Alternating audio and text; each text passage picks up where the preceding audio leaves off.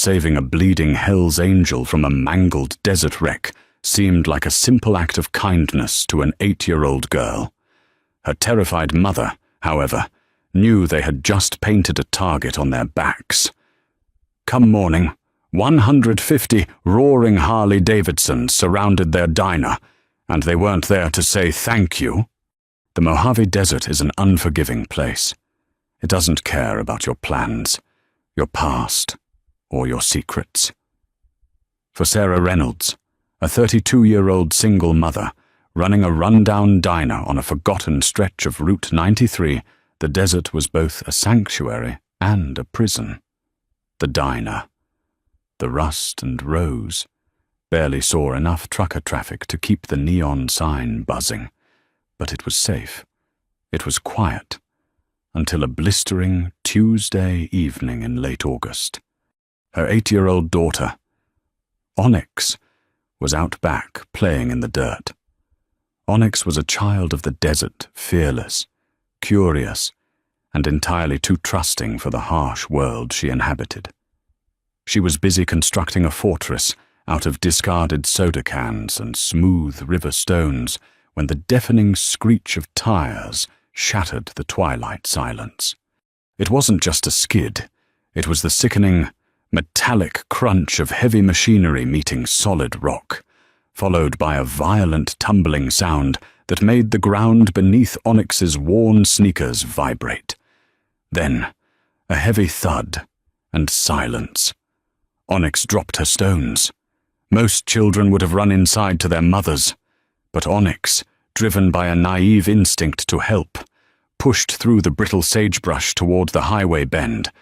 Down in the steep, rocky culvert off the shoulder, a massive Harley-Davidson lay on its side. The front wheel twisted at a grotesque angle, hot oil sizzling against the cracked exhaust. About 10 feet away lay the rider. He was a mountain of a man, clad in heavy, scuffed denim and a leather cut that had seen decades of miles. He lay face down, unmoving. Onyx slid down the embankment, the loose gravel tearing at her jeans. "Mister," she called out, her voice a tiny bell against the vast desert wind. "Are you okay?" A low groan escaped the man. He rolled over, clutching his side, and Onyx gasped. His face was a map of old scars and fresh, terrifying trauma. Blood poured from a jagged laceration on his forehead. But what was worse was the dark crimson stain rapidly spreading across the right side of his leather vest. As he turned, Onyx saw the unmistakable emblem on his back, the winged death head. The curved rockers read Hell's Angels on top and Arizona Nomads on the bottom. In the center, a small rectangular patch read Dutch. Kid. Dutch coughed, spitting a mixture of dust and blood. Get back. You're bleeding, Onyx stated, stating the obvious with the calm only a child possesses. She stepped closer. My mum has a first aid kit. We have Mickey Mouse Band-Aids. Dutch let out a weak, rattling chuckle that quickly turned into a wince of agony. Ain't gonna cut it, little bird. Somebody ran me off. Black SUV. He grabbed her tiny shoulder with a massive, tattooed hand. His grip was weak, trembling. Listen to me. Onyx. Where are you? Sarah's voice pierced the evening air, shrill with absolute panic. The screen door of the diner slammed open. Onyx didn't move away from the biker. Instead, she unzipped her favorite pink windbreaker, a garment far too warm for the desert, but one she refused to part with, and pressed it hard against the bleeding wound on Dutch's side. "Mum down here, he's hurt!" Onyx screamed back. Sarah appeared at the edge of the culvert, her eyes widening in sheer horror. She knew exactly what she was looking at. Growing up in California, she had heard the stories. You don't mess with the club. You don't get involved in their business, and you certainly don't find one bleeding out in your backyard. Onyx, step away from him right now." Sarah scrambled down the ditch, grabbing her daughter's arm to pull her back. "No, Mum, he's dying. He needs pressure. You taught me that when I cut my knee." Onyx fought back, her small hands firmly pressing the now blood-soaked pink jacket against the biker's ribs. Dutch looked up at Sarah. The imposing outlaw, a man who had ridden with legendary figures like Sonny Barger and survived decades of turf wars, was entirely at the mercy of a terrified waitress and a stubborn 8-year-old. "Please," Dutch wheezed, his eyes losing focus. "Don't call the cops. Highway patrol. They're bought. The guy's in the SUV. I have to call an ambulance. You're bleeding to death," Sarah cried, her hands shaking as she pulled a bulky cell phone from her apron. Before she could dial, Dutch reached into his heavy leather boot with agonizing slowness.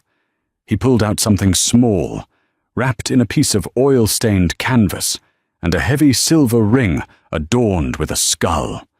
With the last ounce of his strength, he grabbed Onyx's hand and shoved the items into her palm, closing her small fingers over them.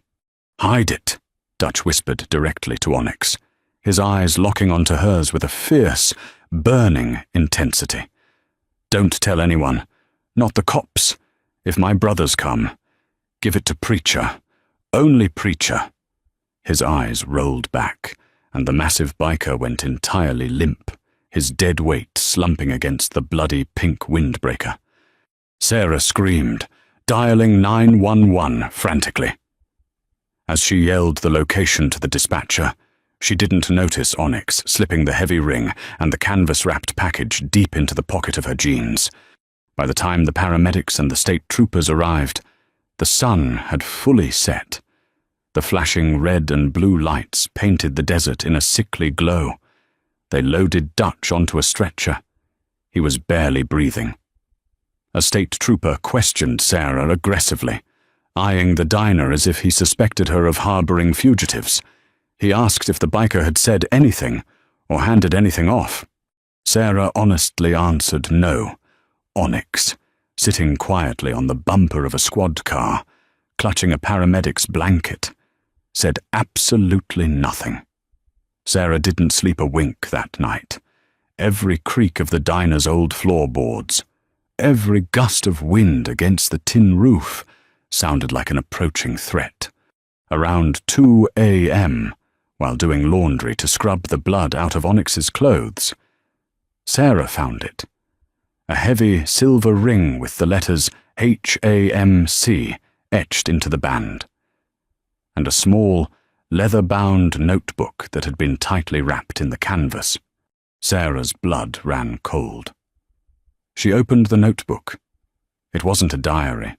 It was a ledger, dates, initials, offshore account routing numbers, and a list of names, some of which belonged to high-ranking local politicians and law enforcement officials. Dutch hadn't just been in an accident. He had been carrying a death warrant. "What did you do?" "Onyx," Sarah whispered into the dark, her hands trembling so violently she dropped the book. If the people in the black SUV came looking for this, they were dead. If the Hell's Angels came looking for this and thought she had stolen it from a dying brother, they were worse than dead. Morning broke with a heavy, oppressive heat. Sarah unlocked the front door of the Rust and Rose at 6 a.m., her eyes ringed with dark circles. She had packed 2 duffel bags. Her plan was to serve whatever truckers came through for the morning rush, take the cash from the register, and drive north to Oregon by noon. They had to disappear. By 8 a.m., the diner was entirely empty. Not a single car had passed on Route 93 for nearly an hour. The silence was unnatural. It felt like the desert was holding its breath. Then, it began. It started as a low vibration, a frequency felt in the chest before it was registered by the ears. The coffee in the glass pots on the burners began to ripple. The silverware on the tables rattled softly against the formica. Sarah stepped out onto the front porch, shielding her eyes from the blinding morning sun. Down the long, straight ribbon of asphalt, a black mass was moving over the horizon. The low hum grew into a guttural, terrifying roar. It sounded like an approaching thunderstorm, localized entirely on the highway. Within minutes, they were there. It wasn't 5 bikers. It wasn't 10. It was an endless column of roaring chrome, heavy leather, and roaring V-twin engines. 150 Hell's Angels. They swarmed the diner like a mechanized army. They filled the dirt parking lot, blocked the highway in both directions, and surrounded the perimeter of the building. The air grew thick with the smell of exhaust, hot rubber, and unyielding intimidation. Sarah froze in the doorway, her breath caught in her throat. The engines cut out in rolling waves, leaving a heavy, ringing silence in their wake. Dust swirled around heavy boots as men dismounted. They were massive, heavily tattooed, their faces grim and unreadable. Patches from California, Arizona, Nevada, and even as far as Washington were visible on their backs. They formed a semicircle around the front of the diner, standing shoulder to shoulder. A path cleared down the center of the formation. A single rider walked forward. He was taller than the rest, broad-shouldered, with a graying beard and a long scar that ran from his left temple down to his jawline. The patch on his left breast simply read, President. This had to be Preacher. Sarah's survival instinct kicked in. She backed into the diner, locked the glass door, and ran to the kitchen. Onyx, get in the pantry. Hide behind the flour sacks and do not come out, she hissed, shoving the bewildered 8-year-old into the small closet. The front bell chimed as the glass door was shattered. The deadbolt kicked entirely out of the wooden frame with a single, brutal boot strike. Heavy footsteps echoed on the linoleum. Sarah stood behind the main counter, her hand secretly gripping a heavy cast-iron skillet beneath the register. It was a pathetic weapon against an army. But a mother's desperation knows no logic. Preacher walked to the counter. Up close, his presence was suffocating. He didn't look angry. He looked absolutely ruthless. Behind him, 4 other imposing bikers stepped into the diner, blocking the exit. You the owner. Preacher's voice was like grinding gravel. Yes, Sarah choked out, trying to keep her chin up. We're closed. Preacher ignored her. He looked around the diner, his eyes sweeping over the cheap vinyl booths and the dusty jukebox. My sergeant-at-arms, Dutch. He was found out back last night, almost bled to death in the dirt. I called the ambulance, Sarah said quickly, her voice raising in pitch. We found him. We helped him. I didn't see who ran him off. Preacher slowly rested his massive, calloused hands on the counter. He leaned in. I know you didn't see who ran him off, lady. Because if you did, you'd be in the morgue right now. But I also know that Dutch was carrying something very important to this club, something that wasn't on him when the paramedics cut his vest off. I don't know what you're talking about, Sarah lied, a cold sweat breaking out on the back of her neck. Preacher stared at her for a long, agonizing moment. Then, with a sudden, fluid motion, he reached into his leather cut, pulled out a massive 10-inch hunting knife, and slammed it blade first into the formica counter right between Sarah's hands. Sarah shrieked, jumping back. Don't lie to me, Preacher growled, the calmness in his voice entirely gone, replaced by a dark, simmering menace. We know what the little girl took from Dutch. We have eyes everywhere. Bring her out, or my brothers and I tear this place down to the foundation to find it." From the back of the diner, the small, squeaky hinges of the pantry door slowly creaked open. "Mom?" Onyx's small voice echoed in the tense, silent room. Preacher pulled the knife from the counter, turning his massive frame toward the hallway. The 150 men outside stood in absolute silence, waiting for their president's command. The small, squeaky hinges of the pantry door echoed like a gunshot in the silent diner. Onyx stepped out from the shadows of the hallway. She wasn't trembling, though her face was pale under the fluorescent lights. In her right hand, she clutched the heavy, oil-stained canvas package, and looped over her thumb was the massive silver skull ring. "Onyx! No!" Sarah screamed, lunging forward from behind the counter. Before Sarah could take 2 steps, the 4 massive bikers flanking the door moved with terrifying synchronization. They didn't draw weapons, but they formed a solid wall of leather and muscle, physically blocking the mother from her child. "Don't touch her!" Sarah shrieked, tears finally spilling hot over her cheeks. "Take whatever you want, just don't hurt my daughter." Preacher held up a single, heavily scarred hand. The room fell dead silent. He didn't look at Sarah. His dark, piercing eyes were entirely fixed on the 8-year-old girl walking slowly toward him. Onyx stopped 3 feet away from the president of the Hells Angels. She craned her neck upward, looking at the man who towered over her like a California redwood. "Are you Preacher?"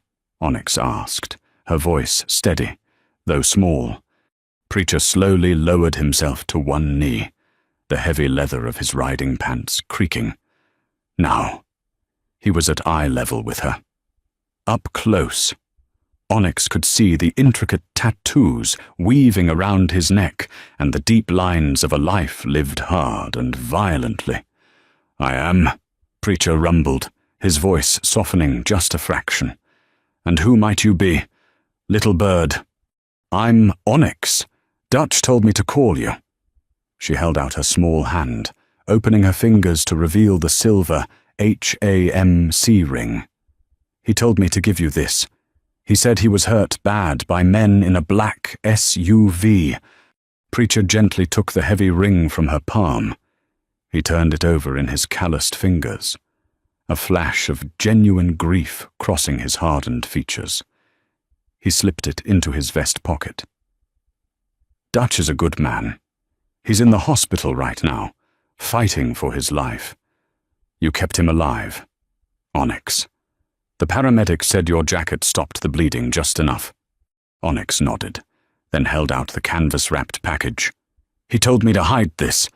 He said I couldn't tell the police. He said only to give it to Preacher."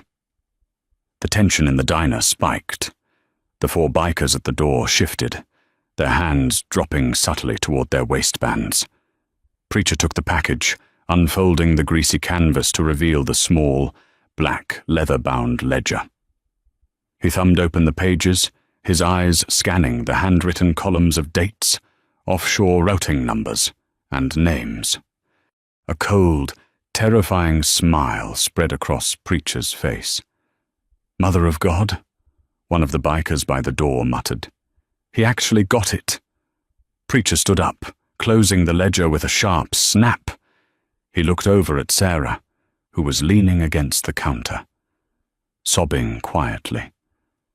"Your daughter is a braver soldier than half the men I've ridden with. Lady, you have no idea what she just handed me." "I don't want to know," Sarah whispered frantically. "Please, just take it and leave. Leave us alone."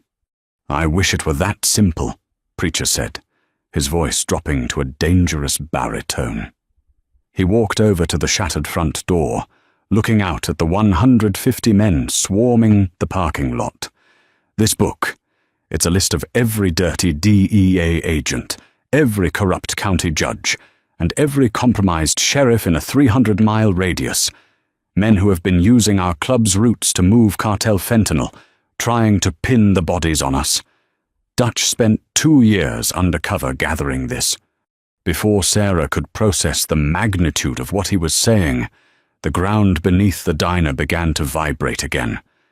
This time, it wasn't the rhythmic, thunderous rumble of Harley-Davidsons. It was the heavy, aggressive roar of high-powered V8 engines.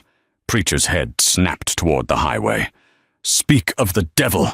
3 massive, unmarked black Chevrolet Suburbans tore off Route 93, skidding violently into the dirt parking lot. The Hells Angels immediately reacted. The relaxed, waiting posture of the 150 bikers vanished in an instant. Men reached into their leather cuts, pulling out heavy steel chains, brass knuckles, and the cold, dark steel of semi-automatic pistols. They formed a tight, impenetrable perimeter around the front of the diner. The doors of the Suburbans flew open. Out poured a dozen men in heavy tactical gear. They wore bulletproof vests, but there were no police badges, no agency insignias, just heavily armed men gripping assault rifles, their faces covered by dark balaclavas. Leading them was a man Sarah recognized with a jolt of pure terror. It was Captain Harrison from the County Sheriff's Department. He was out of uniform, wearing a dark tactical vest and holding a Remington shotgun. He was the man who had come to the diner last year asking for protection money. "Preacher!" Harrison bellowed over the idling engines of the SUVs, racking a shell into the chamber of his shotgun. "This doesn't involve the club hand over the ledger, and you boys can ride back to Oakland with the wind in your hair. You keep it, and we leave 150 bodies in the Mojave." The arrival of the black SUVs crushed the air into silence. Heat shimmered above the asphalt as engines idled, and a wall of bikers stood unmoving, shoulder to shoulder. Across from them, armed men in tactical gear stepped out, rifles ready. They had the weapons, but the bikers had something colder, the willingness to die where they stood. Inside, Preacher didn't move. His voice, calm and sharp, cut through the tension. "Get the woman and the kid to the back. You shield them. No mistakes." Sarah was rushed behind heavy equipment, clutching Onyx tightly as fear rattled through her body. She prayed in silence, realizing the men she once feared were now her only protection. Onyx, however, stayed quiet, watching through a narrow gap, eyes fixed on the figures guarding them. Then Preacher stepped outside, boots crunching on broken glass. He walked into the open, exposed and unarmed, the black ledger resting in his hand, calm in the face of violence. "Harrison!" Preacher's voice boomed over the parking lot, rich, dark, and utterly devoid of fear. "You boys really screwed the pooch on this one. You ran my brother off the road. You spilled club blood on my highway. There is a heavy price for that." Captain Harrison leveled his Remington shotgun squarely at Preacher's chest. The corrupt deputy was sweating profusely beneath his heavy Kevlar vest, his eyes darting nervously across the sea of silent, staring bikers. "This doesn't involve the club, Preacher," Harrison shouted, though his voice lacked the authoritative bark he desired. "Dutch got greedy. He stuck his nose where it didn't belong, trying to play hero. Now throw the damn book over here, and you boys can ride back to Oakland with the wind in your hair. You keep it, and we leave 150 bodies rotting in the Mojave." Harrison took a step forward, gesturing with the barrel of his shotgun toward the diner. "We know the woman and the kid have seen our faces. Don't make us go through you to get to them. Nobody else has to die today if you just hand over the ledger." Preacher didn't flinch. Instead, he let out a low, rumbling chuckle that sent a visible shiver down the spine of the deputy standing closest to Harrison. It was the laugh of a predator who had just watched his prey walk willingly into a trap. "You think you're the only one who knows how to play the game?" Captain Preacher asked, stepping off the porch and walking directly toward the barrel of the shotgun. "You think I brought an army out here, blind, to play target practice with a bunch of bought-and-paid-for badge wearers?" Harrison's grip tightened on the shotgun pump. "What the hell are you talking about?"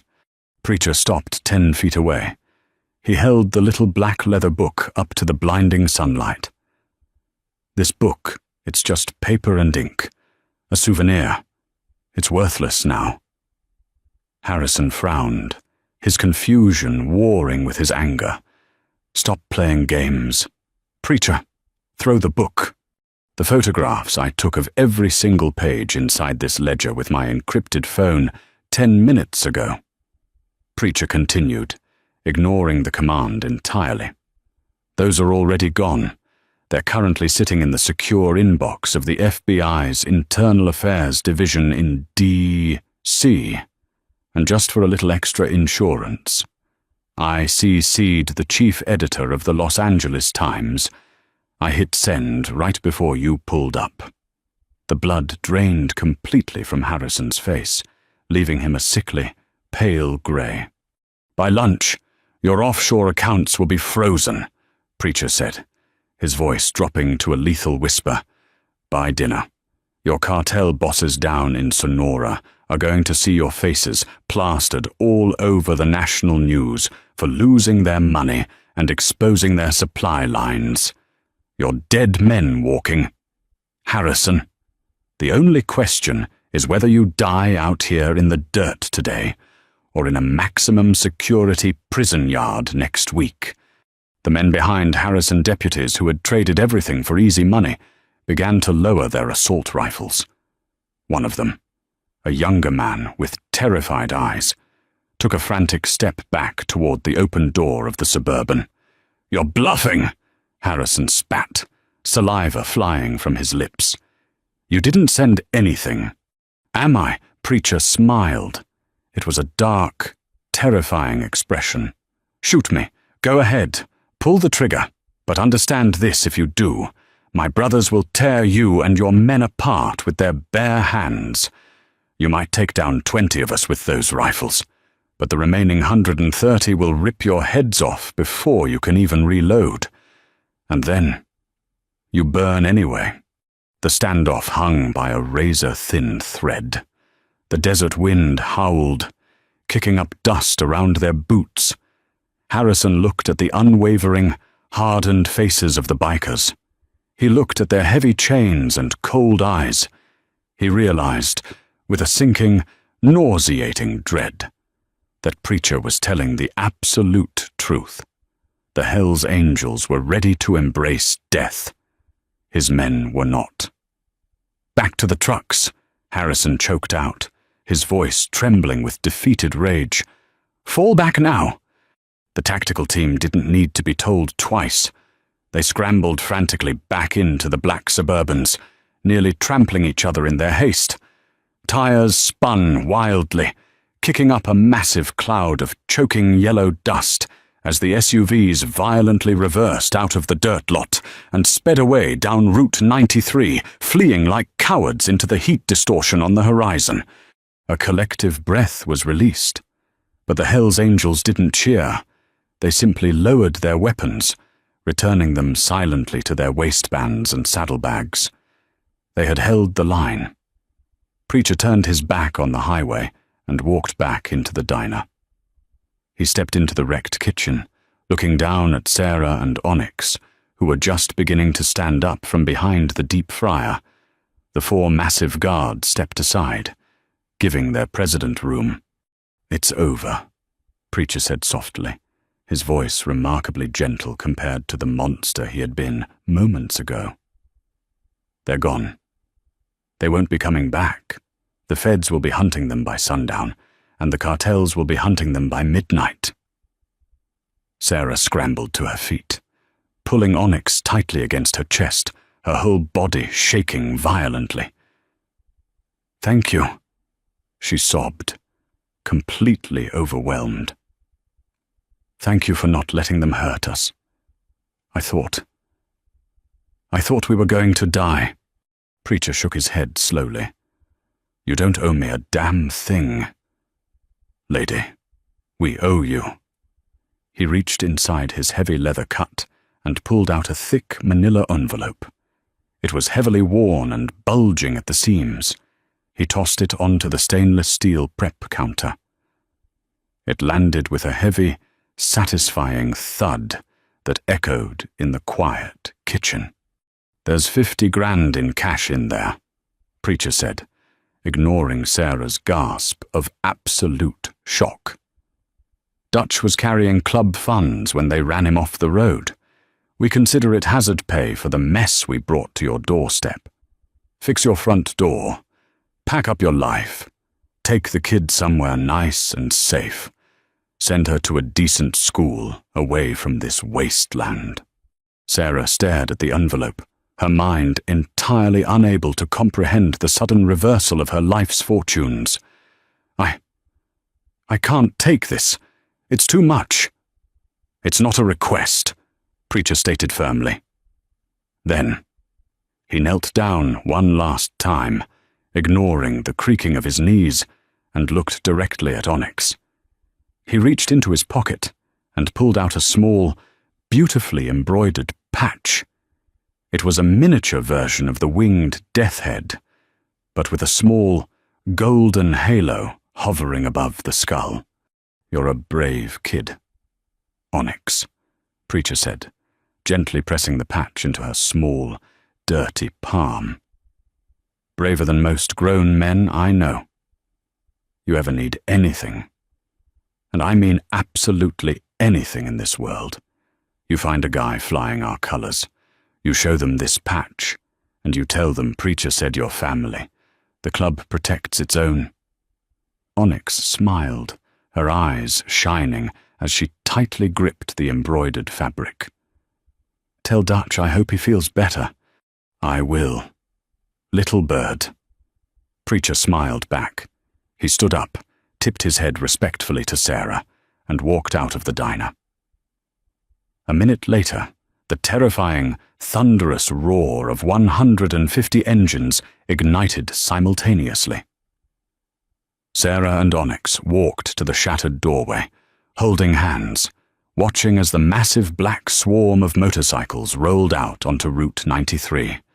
They headed back toward the horizon, leaving nothing but dust, a fortune on the counter, and a changed life behind them. Sometimes the greatest heroes don't wear capes, they wear heavy leather and ride loud motorcycles. This incredible real-life story proves that a single act of innocent kindness can turn the most hardened outlaws into guardian angels. If Onyx's bravery and the Hells Angels' terrifying loyalty left you speechless, hit that like button, share this incredible story with your friends, and subscribe to the channel for more unbelievable true stories. The thunder of heavy rain against the asphalt was drowned out by the sudden, deafening roar of 93 Harley-Davidson engines firing to life in perfect unison. They weren't riding for a rally or a turf war. They were riding because a barefoot 5-year-old girl had just stumbled into their bar, trembling, with a terrifying secret. The town of Blackwood, Oregon, was the kind of place where people knew their neighbors, left their back doors unlocked, and trusted the quiet rhythm of suburban life. For Sarah Harper, a 28-year-old single mother working double shifts at the local diner, Blackwood was a sanctuary. After a messy divorce, she had moved her 8-year-old son, Tommy, and 5-year-old daughter, Lily, into a small, drafty, but affordable 2-story house at the dead end of Sycamore Drive. Things had finally started looking up when Sarah met Richard Gable. Rick was a local contractor, charming, handy, and seemingly devoted to Sarah and the kids. He fixed the leaky roof, brought groceries on Sundays, and always had a warm smile. But behind closed doors, when Sarah was away working the graveyard shift, The smile faded. Rick had a temper, a cold, simmering rage that Tommy, with the sharp intuition of an older brother, had noticed immediately.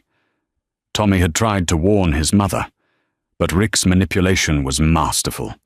He convinced Sarah that Tommy was just acting out, struggling with the absence of his biological father. The nightmare began on a freezing Tuesday night in mid-November. Sarah had kissed her children goodbye at 10 p.m., pulling her uniform coat tight against the biting wind as she headed to her shift. Rick had offered to watch them, sitting in the living room recliner with a beer in hand, the television glowing with a muted football game. Upstairs, Lily was fast asleep, clutching her stuffed rabbit, but Tommy was awake. He never slept when Rick was in the house. Around 11:30 p.m., a loud crash echoed from the kitchen.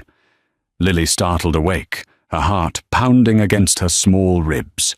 She slipped out of bed, her bare feet padding silently against the worn hardwood floor. She crept to the top of the stairs and peered through the wooden banister. The scene below paralyzed her. The heavy oak coffee table was overturned. Tommy was on the floor, his lip bleeding, frantically scrambling backward towards the hallway.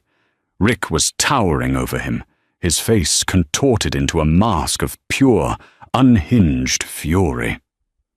"I told you to keep your mouth shut, you little brat," Rick hissed, his voice a terrifying, raspy whisper.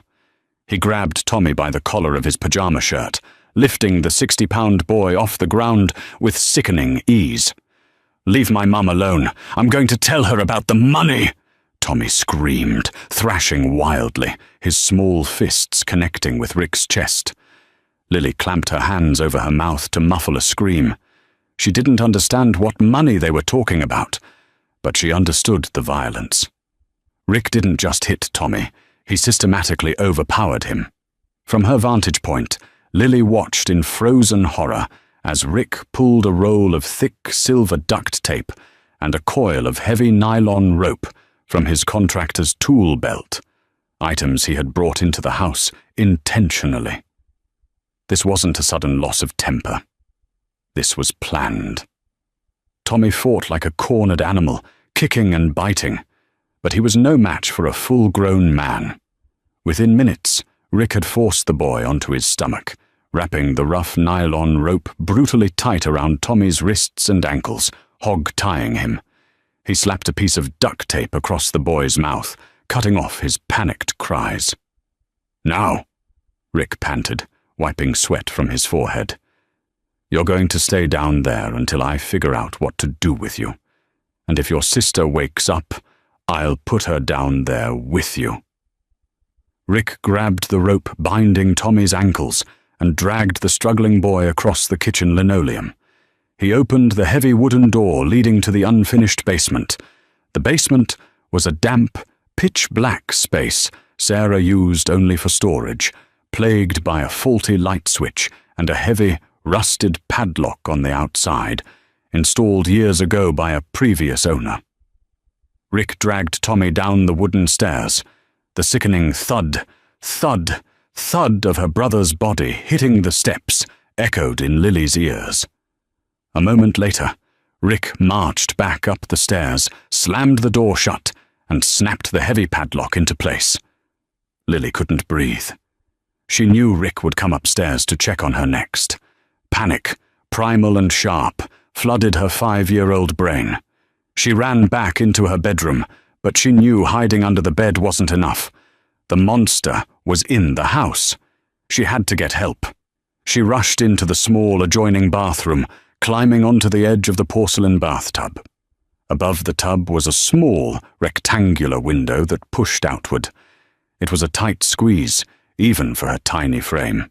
She pushed the glass open, the freezing November rain immediately lashing across her face.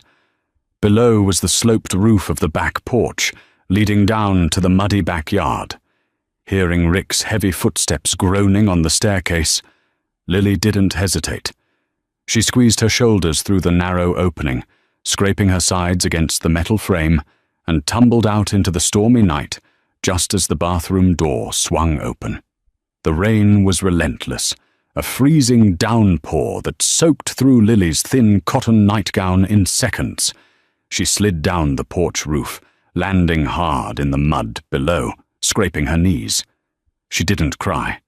The terror had pushed her past tears. All she could see in her mind was Tommy, bound and gagged in the terrifying darkness of the basement. She ran. She didn't know where she was going.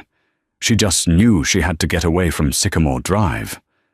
She scrambled through the wet brush of the neighbor's yard, her bare feet sinking into the freezing mud, stepping on sharp twigs and rocks that cut her soles. Blackwood was practically shut down at this hour.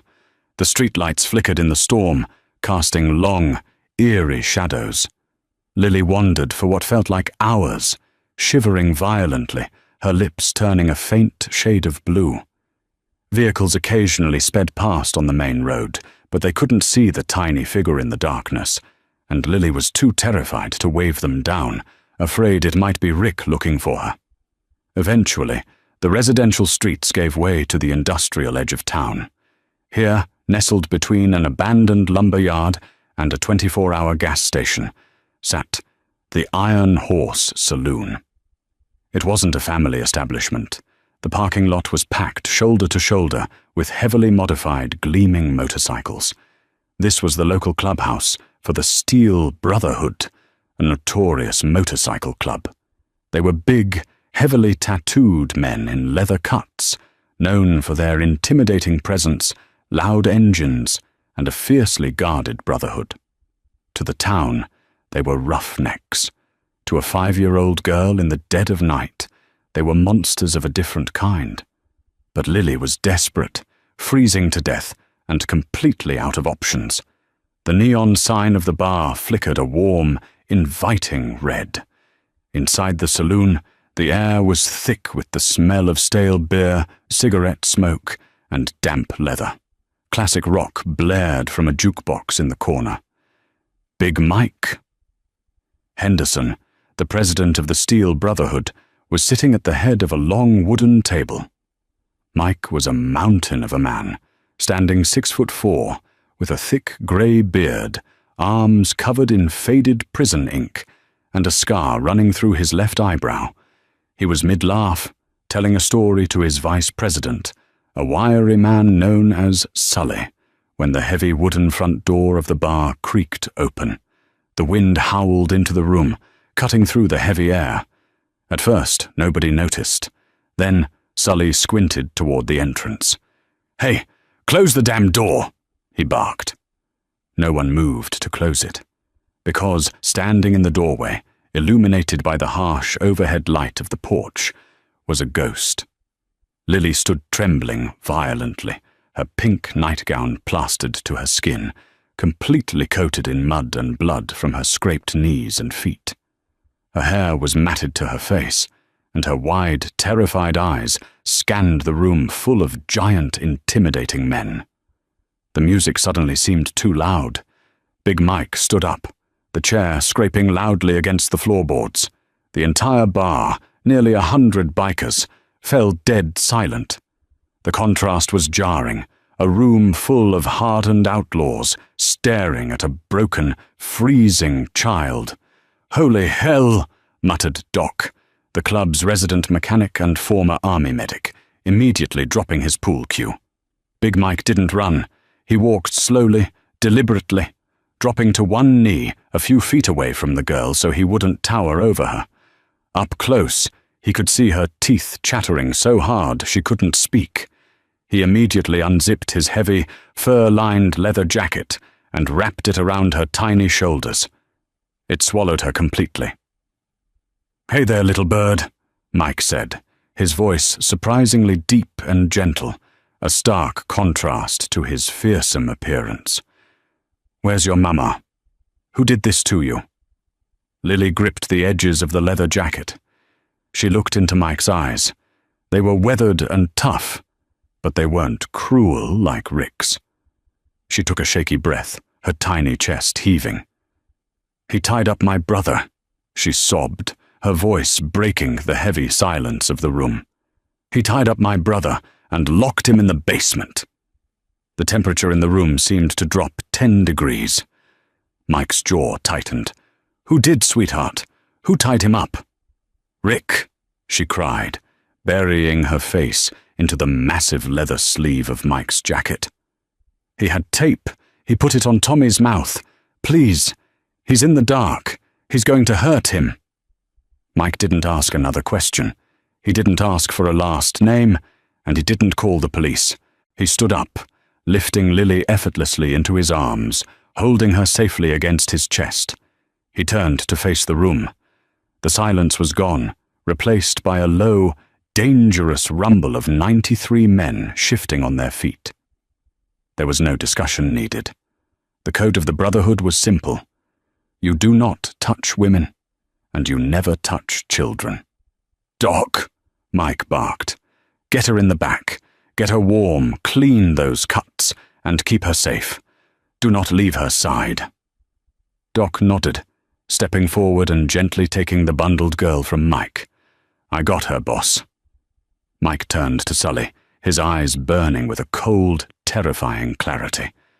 "Sully, get the address out of her." Gently. Within 60 seconds, Sully emerged from the back room.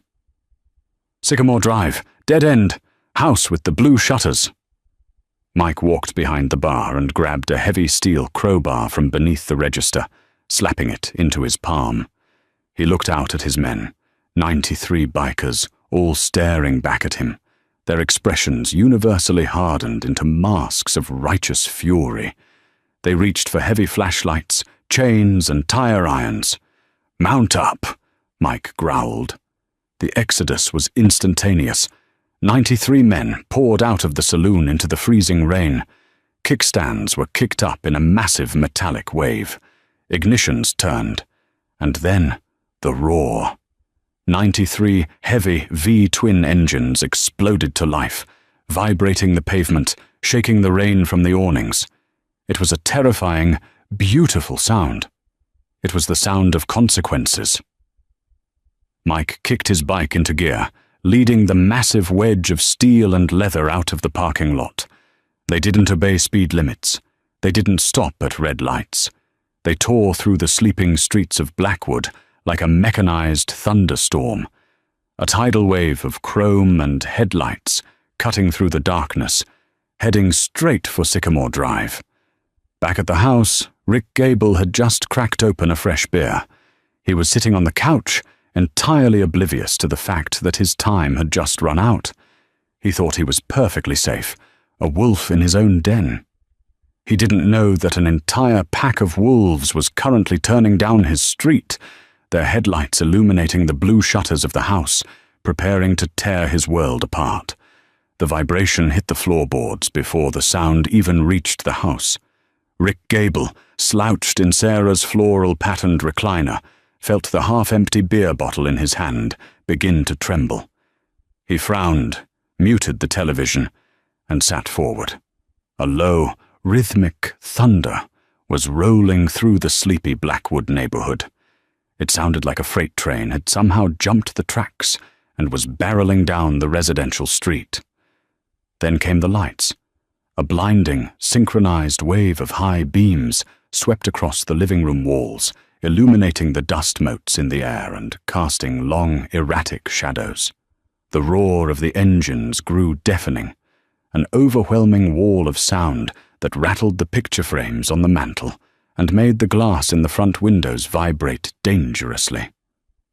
Rick stood up, his heart suddenly hammering against his ribs. He moved to the window, pulling back the edge of the cheap vinyl blind. His stomach dropped. The entire street, from the dead-end cul-de-sac all the way back to the main intersection, was choked with chrome, black leather, and glaring headlights. Dozens upon dozens of heavy motorcycles had surrounded the property. They were parked on the lawn, blocking the driveway, and idling on the sidewalks. The engines cut off in a staggered, rolling wave, leaving a sudden, terrifying silence, broken only by the heavy downpour of the November rain and the hiss of cooling exhaust pipes. Through the rain-streaked glass, Rick watched as nearly 100 massive men dismounted.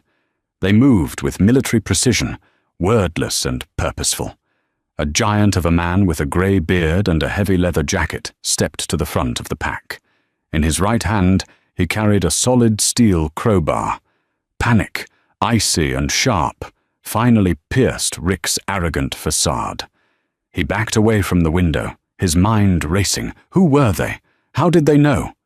He glanced toward the kitchen, toward the basement door. The girl, he realized with a sickening jolt. She wasn't in her room. Before he could even turn to run toward the back door, the front porch groaned under heavy boots. Crack! The solid wood of the front door splintered as a size 14 steel-toed boot connected with the deadbolt. The doorframe shattered, sending shards of wood flying across the entryway rug. The door flew open, rebounding hard against the interior wall. Big Mike stepped over the threshold, the freezing wind and rain swirling in behind him. Flanking him were Sully, gripping a heavy maglite flashlight, and half a dozen other bikers, their faces hardened into expressions of absolute, chilling resolve. Rick scrambled backward, knocking over a side table. Hey, you can't be in here! I'm calling the cops!" he stammered, his voice cracking, the tough guy persona evaporating instantly. "Do it!" Mike growled, his voice a low, gravelly rumble that filled the room. He didn't raise his voice. He didn't need to. "Call them. Tell them what's in the basement." Rick froze, his eyes darting frantically toward the kitchen. It was the only confirmation the bikers needed. "Secure him," Mike ordered, barely looking at Rick. 3 bikers lunged forward. Rick tried to swing a wild punch, but a heavily tattooed biker named Bear caught his wrist mid-air, twisting it backward with a sickening pop. Rick screamed as he was slammed face first onto the living room floor, a heavy knee driving into his spine, pinning him to the carpet. Mike didn't wait to watch the struggle. He strode through the living room, his heavy boots leaving muddy tracks on the linoleum as he entered the kitchen. He saw the overturned coffee table, the scuff marks on the floor, and then the heavy wooden door with the rusted padlock. Mike jammed the wedge of the steel crowbar into the gap between the padlock and the hasp. With a single, brutal heave of his massive shoulders, the rusted metal shrieked and snapped. The lock clattered uselessly to the floor. He ripped the door open. The smell of damp earth and mold drifted up from the pitch-black stairwell. "Sully, light!" Mike barked. Sully stepped up, shining the heavy maglite down the stairs. The powerful beam cut through the darkness, illuminating the dusty concrete floor below. There, huddled in the farthest corner behind a stack of cardboard boxes, was Tommy. The 8-year-old boy was shaking violently. His wrists and ankles were bound tight with rough nylon rope, the skin around them chafed and bleeding. A thick strip of silver duct tape was plastered across his mouth. His eyes were wide with a terror so profound it made Mike's chest ache. The boy thought the men breaking in were Rick's friends, coming to finish the job. Mike handed the crowbar to Sully and descended the stairs slowly, holding his hands out in front of him, palms open. "Hey, buddy," Mike said gently, softening his deep voice as much as possible. "It's okay. My name is Mike. Your sister, Lily, she sent me. She's safe, Tommy. She's safe and warm." At the sound of his sister's name, the rigid terror in Tommy's eyes broke, replaced by welling tears. Mike knelt beside the boy, pulling a small, razor-sharp pocket knife from his vest. "I'm gonna get this tape off first, okay?